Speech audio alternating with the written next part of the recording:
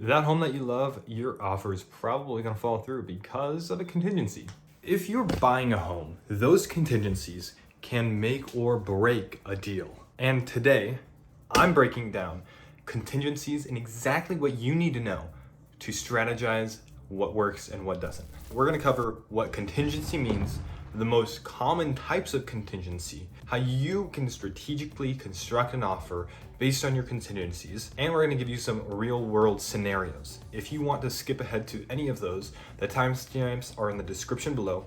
Check out those and we're going to get right into it. A real estate contingency means that the seller has accepted the offer, has accepted your offer, but the sale is not currently final. Certain conditions, these are known as contingencies, need to be met before the contract is fully executed, before you can own the home or before you can sell your home. The four most common types of contingencies are contingencies on the sale of your home, financial contingencies, inspection contingencies, and appraisal contingencies. The most common, or the one that you probably hear about the most, is home sale contingency. When you put an offer in on a home, but the offer is contingent on the sale of the home that you are currently in. So the home that you live in would have to sell before the offer that you put in on a home is fully executed. And generally, when you're putting an offer in on a home that is contingent on the sale of your own, it will be weaker than an offer that isn't contingent on the sale of anyone's home, because the seller doesn't know if your home will sell at all. But handy thing, I created a video that gives you all the strategies that you need to know for constructing an offer that is strong.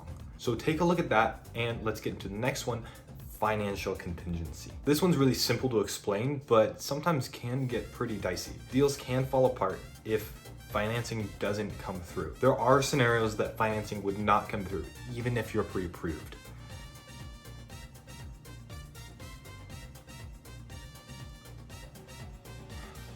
The number one rule that you cannot break, that you should not break at all when you're buying a home, is don't make any big purchases at all, because it can affect your loan amount. If you purchase a $70,000 car in the middle of your offer, in the middle of closing on a home, there is a chance that you wouldn't get that home. And if the bank says, oh, this person can't actually afford that anymore, then the bank has the right to not give you the money all the way up until closing. Another contingency for conventional loans is the appraisal contingency, which makes sure that the home is actually worth what it's being sold for, and the bank will insure what it's being sold for. And the bank will only insure what is actually worth to the appraiser and not at what it was being sold for. So if you're buying a home for $650,000 and it's only being appraised for $600,000, you are either not getting that home or you have to come up with the extra $50,000. The last contingency we're going to talk about is the inspection contingency.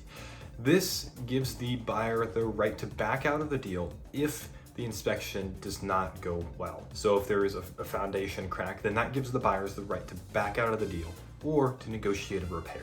Also gives the sellers the right to say, no, we're not going to repair that. So you can just walk away.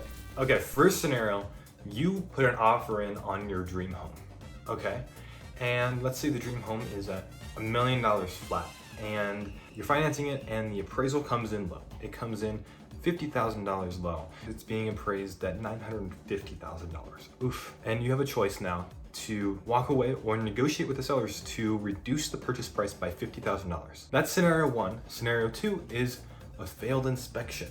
I kind of talked about this before, but you go through the process, the buying process or the selling process, and someone puts an offer in, you put an offer in, and the inspector goes through and sees that there's a structural issue.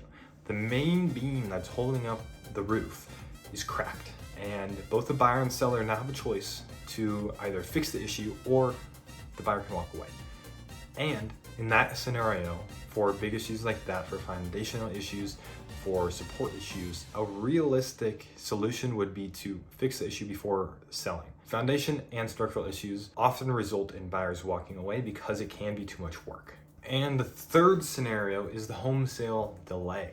We talked about this before. If you're selling your home and you're putting an offer in on another home that's contingent on the sale of your own, now this could drag on for weeks. It could drag on for months.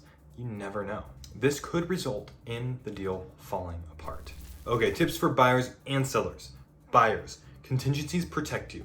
but they can also weaken your offer. And in a competitive market, that may not be what you want. Work here with your agent to find the right balance. And sellers, be aware of potential delays with contingencies. You might get stronger offers in a seller's market, but that often comes with trade-offs. Remember, understanding contingencies gives you an edge in this real estate market. And now you understand contingencies and you can get your offer accepted. If you have more questions, drop them in the comments and I would love to answer them or create another video on them. And as usual, I will see you in the next video tomorrow.